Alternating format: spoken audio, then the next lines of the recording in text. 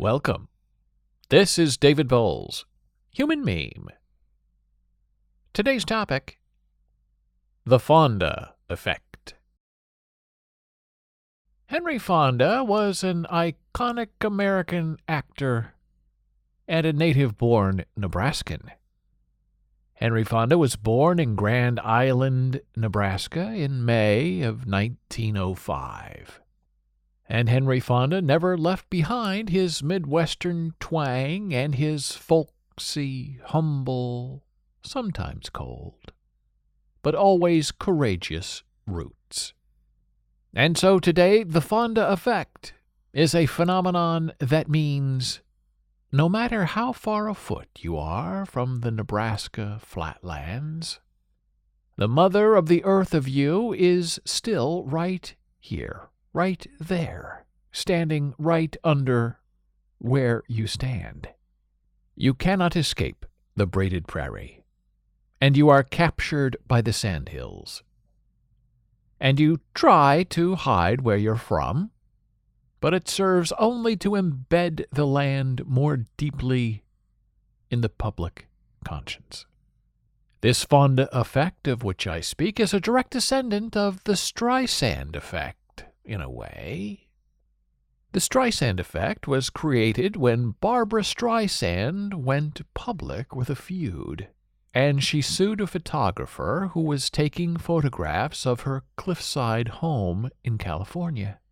Barbra Streisand claimed the photos of her home were a violation of her privacy.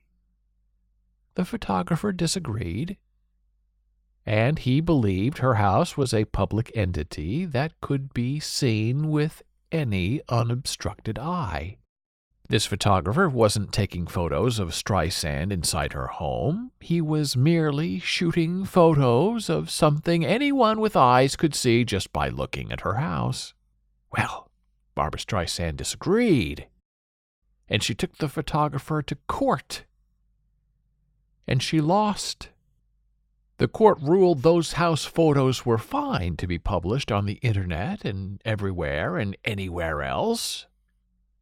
And so in the drive to protect the privacy of her home, Barbra Streisand's fame actually amplified the photographer's cause, and suddenly everyone wanted to look at those forbidden photos of Barbra Streisand's beautiful home.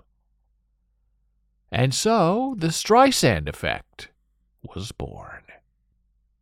You make more of a fuss over something that would otherwise die a normal and quiet death. And suddenly everyone wants to know what you want hidden. And sometimes Barbra Streisand learned the hard way. It is probably better to keep your complaints to yourself, lest you embolden those who surround you with using your own fame and fortune to blow up and enhance the fame and fortune of those who had none of that to begin with, until you made them famous through your own deceit and conceit. Lesson learned? And so now we have this Fonda effect, where Henry Fonda becomes a meme and a station of status all his own, even though he was a private man who didn't much like to be bothered. But that's the price of fame and talent. You don't belong to you anymore. You belong to the rest of us, and your business is our business, and show business no longer belongs to just you and your talent. But it all, including your soul, belongs to us fans, who make the whole system run. And so, in the 1970s, Henry Fonda visited Lincoln, Nebraska to appear on the Nebraska ETV television show Anyone for Tennyson. Anyone for Tennyson was produced and directed by my friend and mentor, Marshall Jameson. Anyone for Tennyson was a show dedicated to the reading and the performance of poetry. Yes, imagine that. A poetry celebration show on the Nebraska ETV television network. Ooh, what a glory that was. Is there any such celebration left today on TV, public, cable, or broadcast, or otherwise? And since Henry Fonda was in town back then for the Tennyson show, he did some local interviews, and he happened to read a piece of work from Lee Benjamin on what Nebraska means. And I'll play a bit of that reading for you now. And while Fonda didn't memorize the reading, or even perform it, really, he was sitting on a chair on a small circular studio platform stage, reading from printed pages, you can still sort of feel the power and the grace of his performance. But I ask you to imagine, what if Henry Fonda had actually rehearsed a bit? And if he stood up a while, and if he had delivered it to the audience instead of just kind of reading into the pieces of paper he had printed in front of him. Here you go. I wonder how many good mornings the outsiders get on any street they're from. Out here a stranger's a friend that ain't been introduced yet. No, more's the pity they don't know them, I guess. 'Cause they've never chawed a plug of battle axe and talked stump speech politics across the hobble fence with a real man of the good earth and his wife, the granddaughter of a neighbor's mail-order bride, both weather-beaten and wrinkled as a pair of old boot tops. But they grew strong together, overcoming whatever dogged the weak and wishy-washy. They've never known the real people, Barebacker and Brander, Granger and Homesteader, Plowright and Smithy, Cowboy, Cattleman, Rustler, Hustler, Warrior and Wanderer. Nyhart, Cody, Spotted Tail, Sandos, Red Cloud and Cather. Return to the clay that they molded and shaped, and the earth answers back with an echo of names half forgotten, sculptors of freedom, a heroic chorus, Minneconjou and Rosebud, Ogallala and Oto, Cheyenne, Winnebago, Two Kettle Sioux, Hayward and Zanuck and Morton and Lloyd, the Judds and the Smiths and the Joneses, the big names and the small names, the no-account no-names, but Nebraskans, by God, through and through. Nebraska, what's it to me?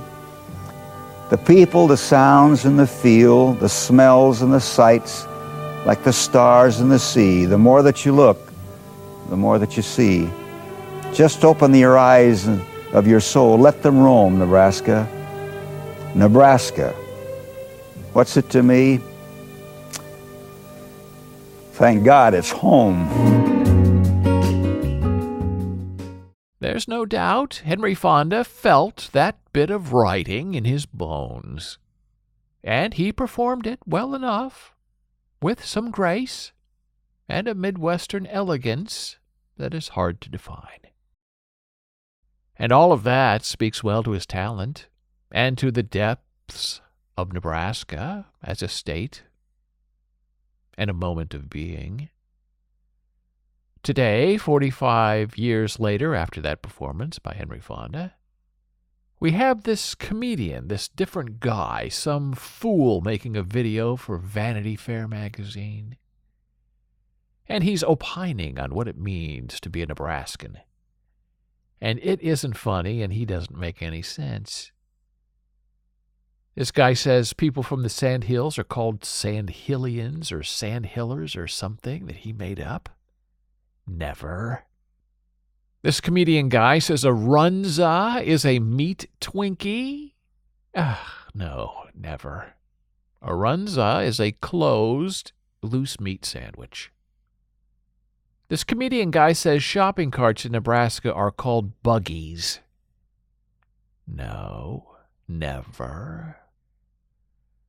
So that Vanity Fair pretender is a fraud and a trickster? The opposite of a real Nebraskan? like Henry Fonda and me.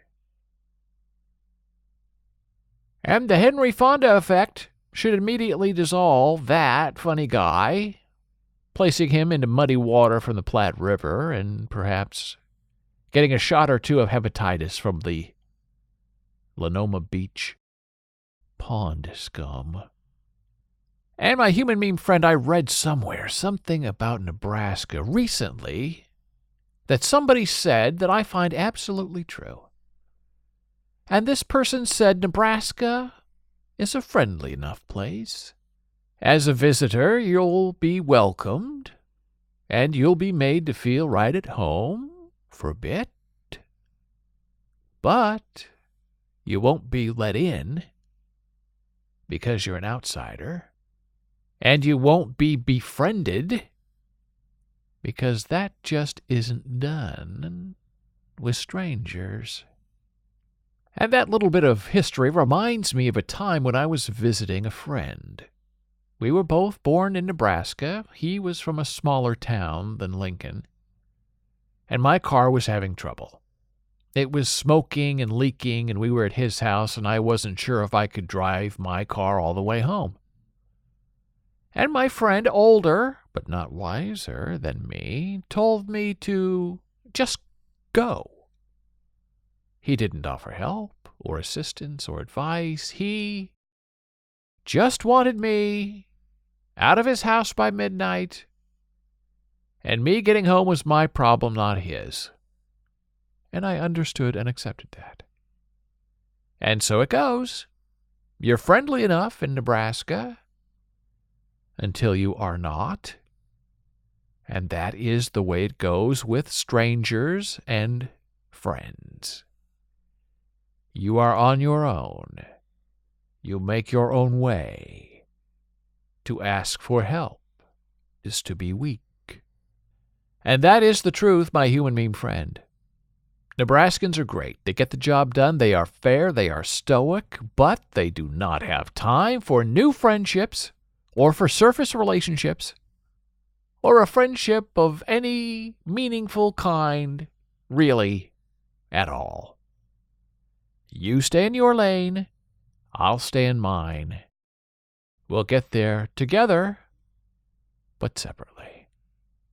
You need help? I'll maybe help you. But when we're done, you'll be going along on your way.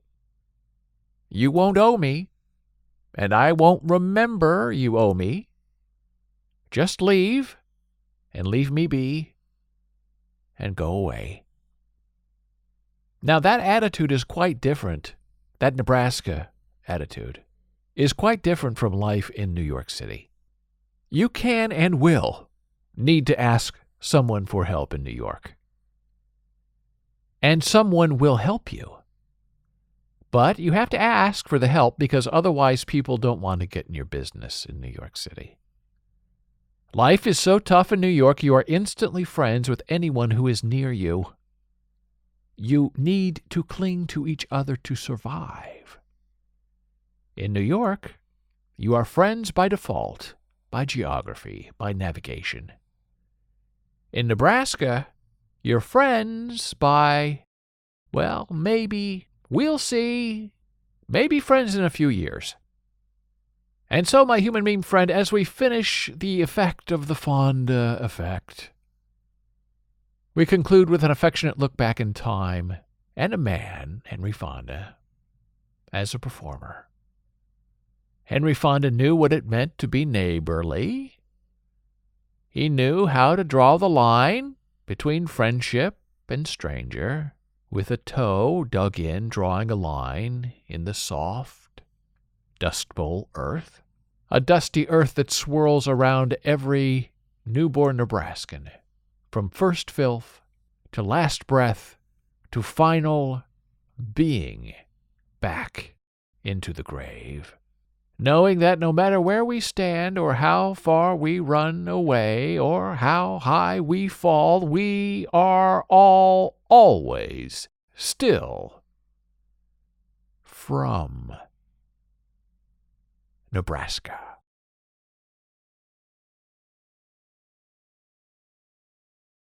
Thank you for listening. Be a human meme.